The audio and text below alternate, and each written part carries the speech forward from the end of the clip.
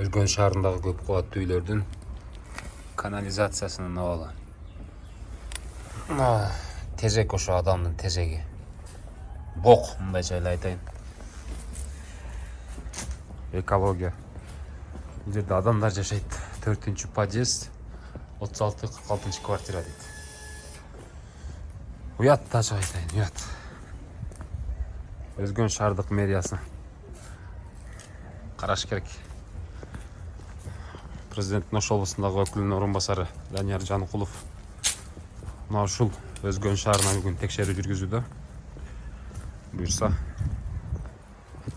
видеонун толугун дагы алдыда чыгарып көрсөтөбүз.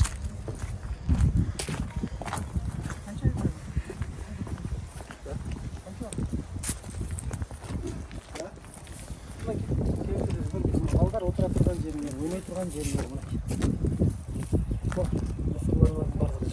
Кайсы бала чыккан, кайсы эме алып келишерге баласы бар. Бир ай убакыт эмеге жазган.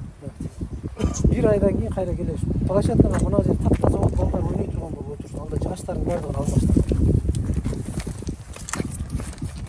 Мындай чыгабызбы?